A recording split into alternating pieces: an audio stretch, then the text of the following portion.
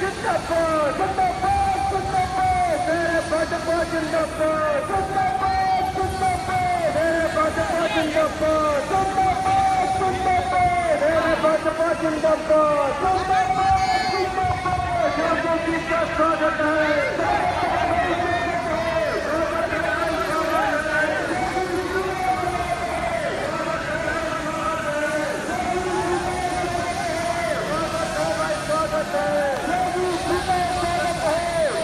जिंदाबाद जिंदाबाद जिंदाबाद मेरे भाजपा जिंदाबाद जिंदाबाद जिंदाबाद भारतीय जनता पार्टी जिंदाबाद जिंदाबाद स्वागत है भाई स्वागत है मोदी जी का स्वागत है भाई स्वागत है मोदी जी का स्वागत है भाई स्वागत है मोदी जी का स्वागत है भाई स्वागत है मोदी जी का स्वागत है भारतीय जनता पार्टी जिंदाबाद जिंदाबाद भारतीय जनता पार्टी जिंदाबाद।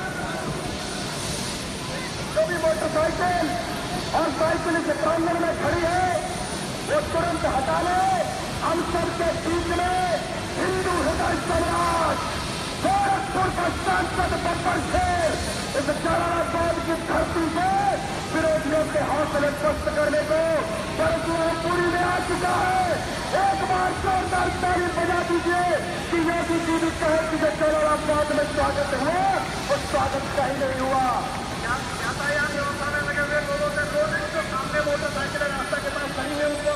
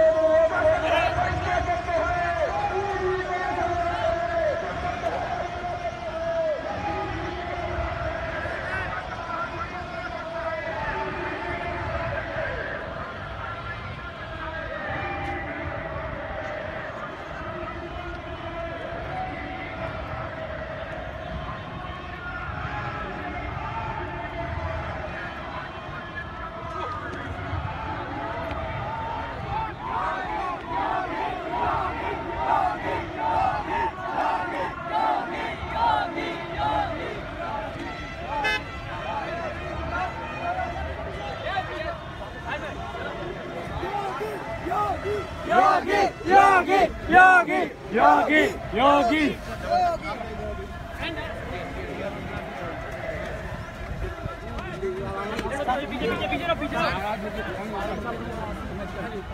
अरे तेरा जो 1 सेकंड हट तो जा भैया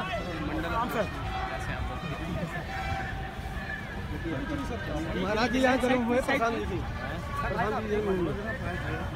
चलिए चलो योगी योगी योगी योगी योगी भारत माता के माता के योगी योगी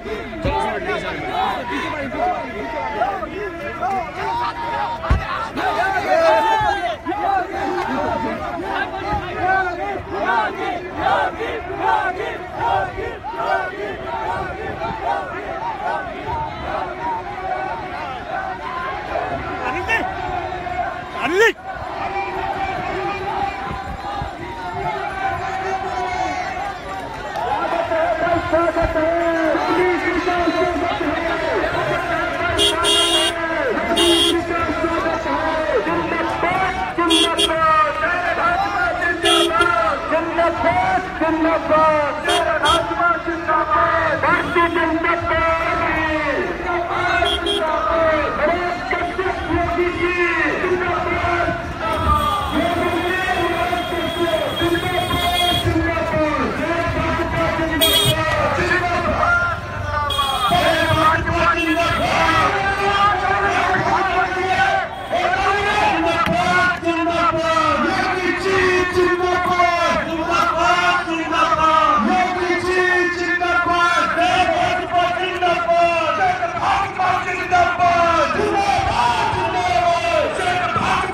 जिंदाबाद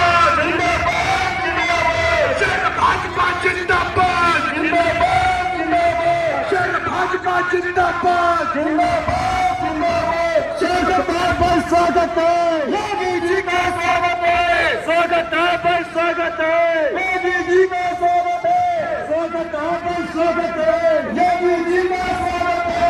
शेर भाजपा जिंदाबाद, जिंदाबाद जिंदाबाद, शेर भाजपा जिंदाबाद, ये हिंदू हृदय समाज योगी आदित्यनाथ जलालाबाद आ चुके हैं। अब कुछ ही समय में शेर की गर्जना सुनना, ये जलालाबाद की धरती डोल जाएगी।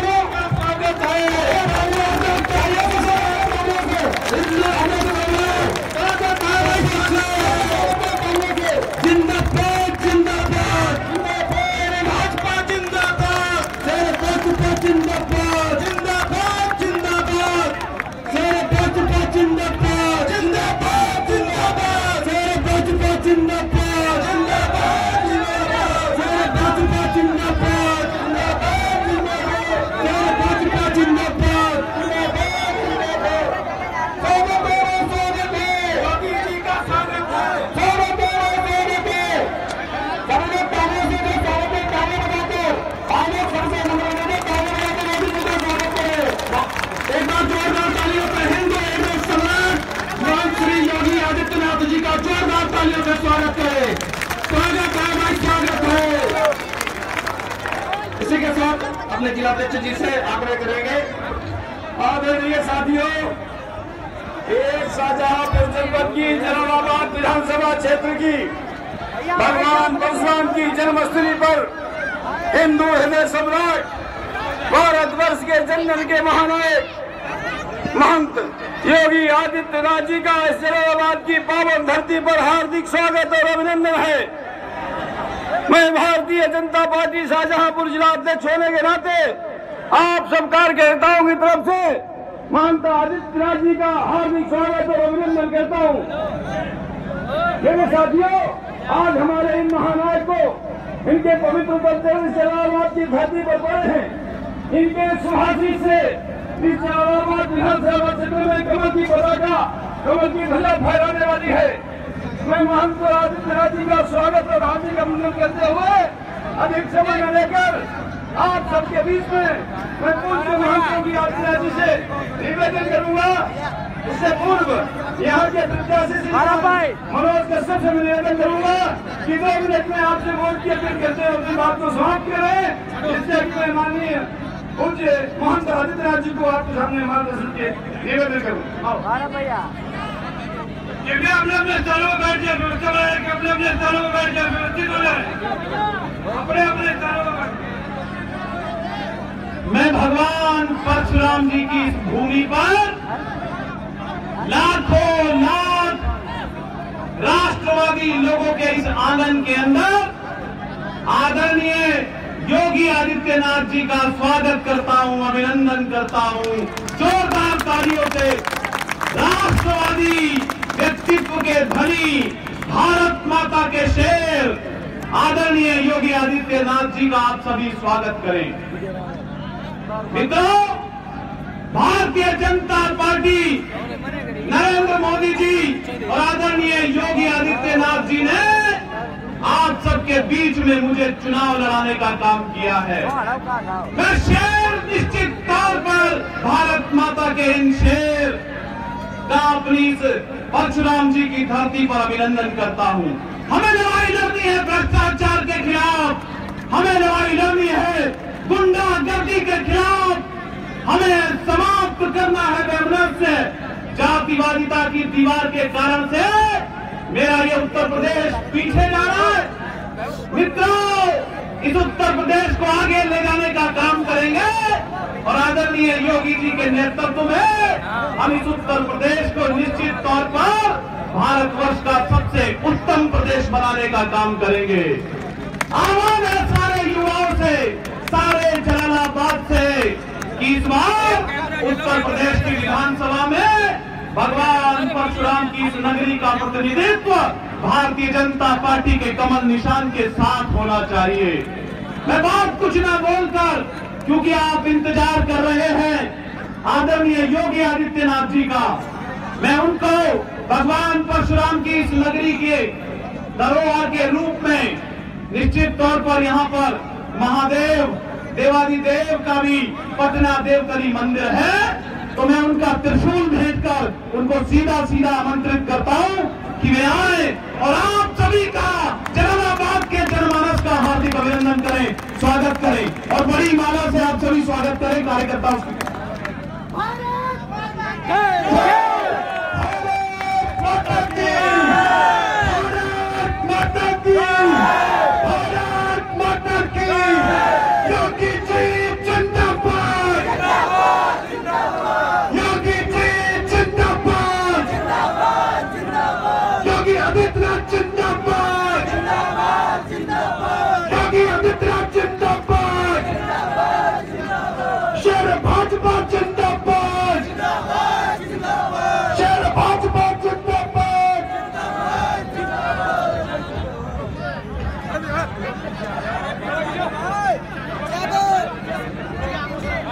भारत माता की।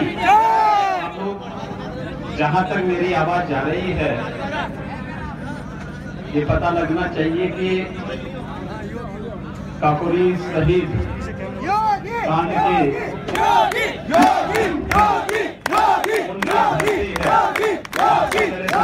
भारत माता की, भारत माता की, भारत माता की वंदे वंदे। आज की इस चुनावी सभा के सम्मानित अध्यक्ष जी, भारतीय जनता पार्टी के जिला के अध्यक्ष सम्मान्य राकेश मिश्र जी, भारतीय जनता पार्टी के प्रदेश के मंत्री सम्मान्य कामेश्वर सिंह जी, भारतीय जनता पार्टी के सुयोग्य प्रत्याशी श्री मनोज कश्यप जी, चेयरमैन अनिल गुप्ता जी, दोतराम कुशवाहा जी, अनिल वर्मा जी, राजे कुमार सूर्यवंशी जी, दिनेश मिश्रा जी, जितेंद्र प्रताप सिंह जी, राजकुमार वाजपेयी जी, रुद्र लक्ष्मी कांत अवस्थी जी, गिरधर लाल गुप्ता जी, मलखान सिंह लोधी जी और आज के इस कार्यक्रम में उपस्थित भारतीय जनता पार्टी समेत विश्व हिंदू महासंघ, विद्या वाहिनी और अन्य संगठनों के सभी पदाधिकारी और उपस्थित नागरिक बंधुओं, कार्यकर्ता बंधुओं, शाहजहांपुर की धरती देश और दुनिया में उन वीर शहीदों के नाम पर भी विख्यात है, जिन्होंने देश की आजादी के लिए काकोरी कांड के माध्यम से इस देश के अंदर स्वाधीनता की अलग जगाने में बड़ी भूमिका का निर्वाह किया था। पंडित राम प्रसाद बिस्मिल,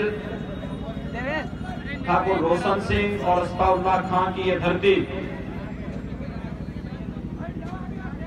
इस देश की स्वाधीनता की लड़ाई को एक नई दिशा देती है। गोरखपुर जेल में जब पंडित राम प्रसाद बिस्मिल को फांसी हुई थी,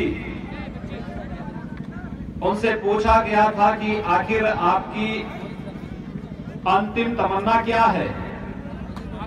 तो उन्होंने कहा था कि इस भारतवर्ष में 100 बार मेरा जन्म हो, कारण सदा ही मृत्यु का देशोपकारक कर्म हो।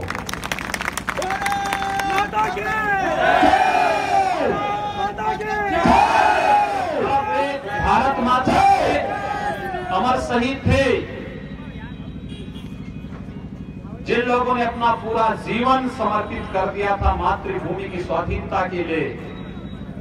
हमारा देश स्वतंत्र हो, स्वतंत्रता की बेड़ियां नष्ट हो, हमारे आने वाली पीढ़ी के सामने एक उज्जवल भविष्य हो, एक विकसित और समृद्ध भारत का जो नक्शा उन्होंने देखा था वह कहां धराशायी हो गया।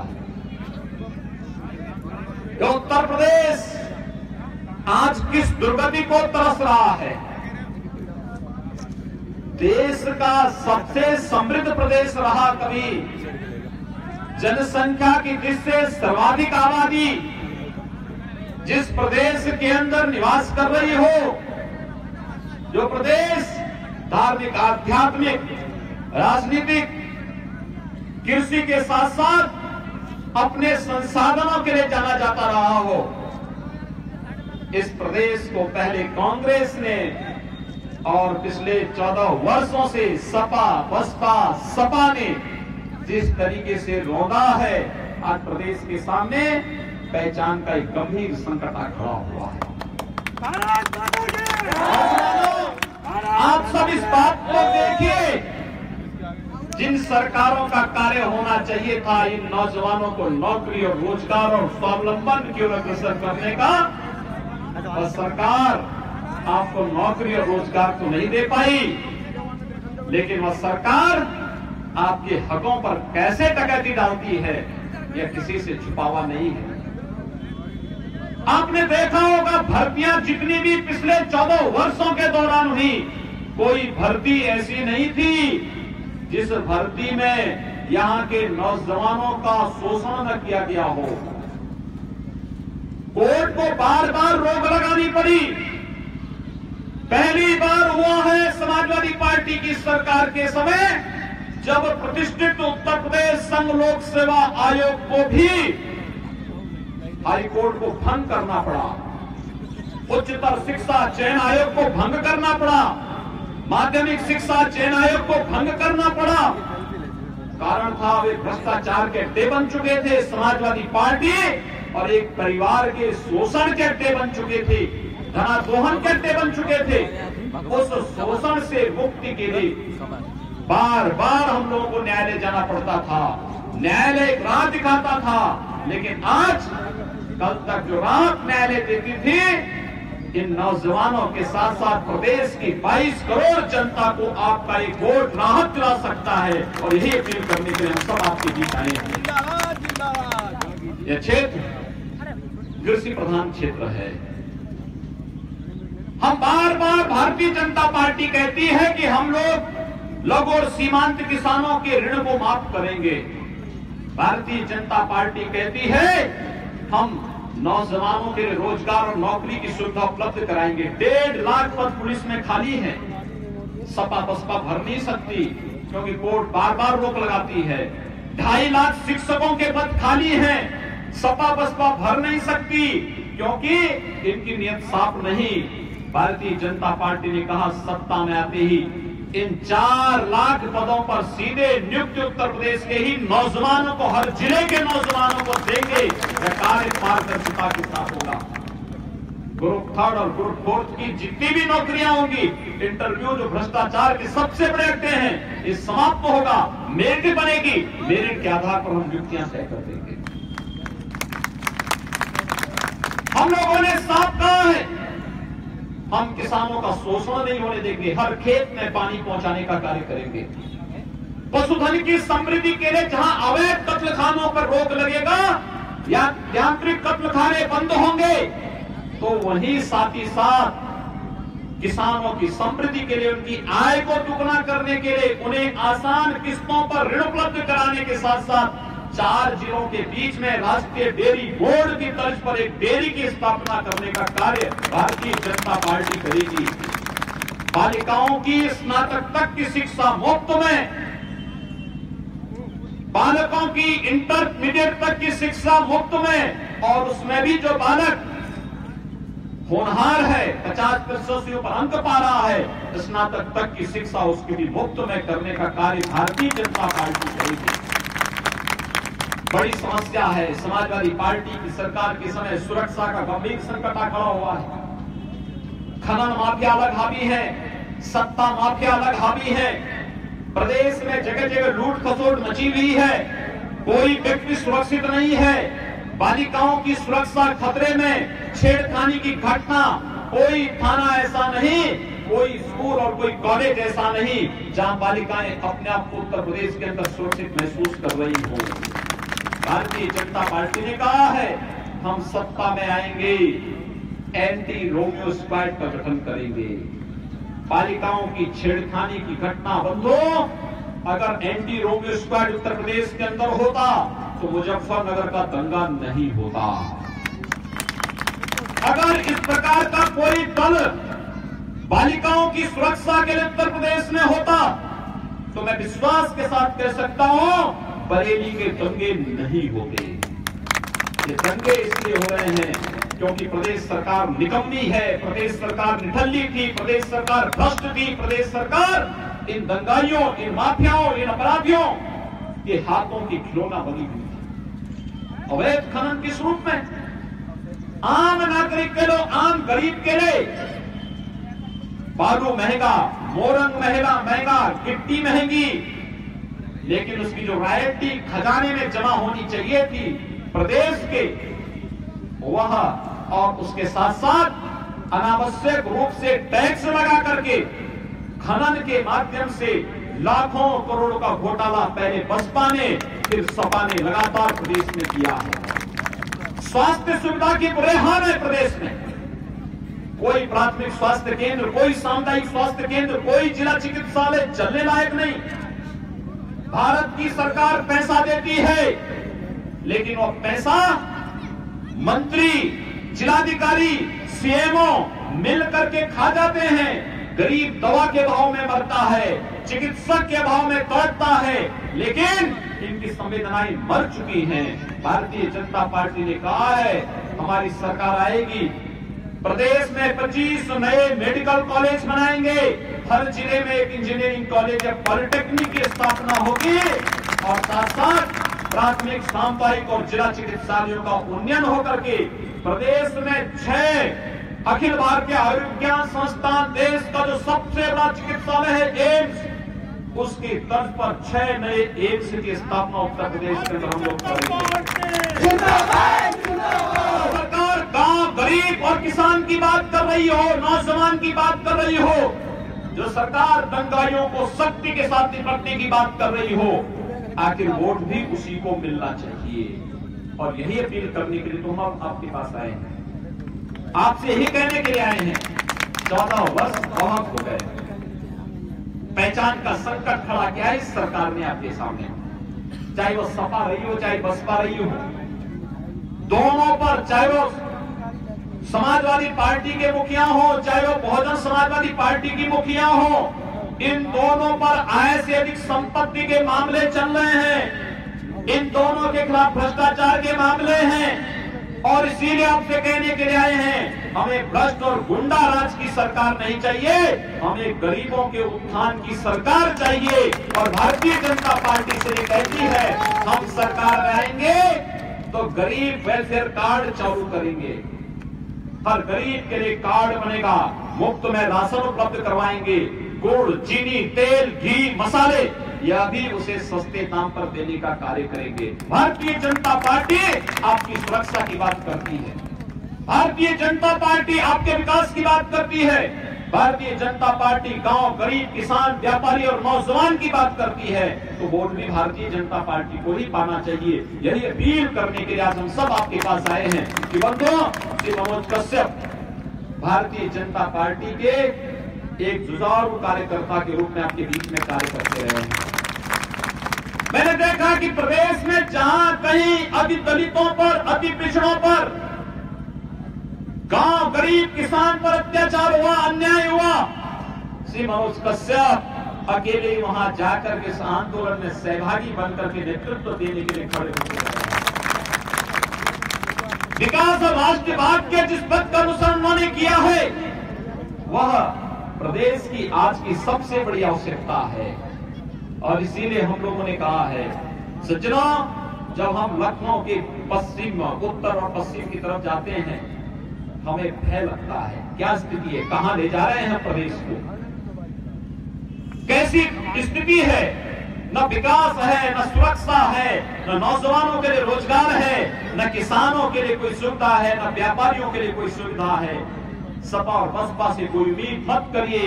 यहां पर विकास हुआ होगा परिवार का, यहां पर विकास हुआ होगा किसी व्यक्ति का, यहां विकास हुआ होगा किसी जाति विशेष का, लेकिन यहां पर आम नागरिक तबाह है।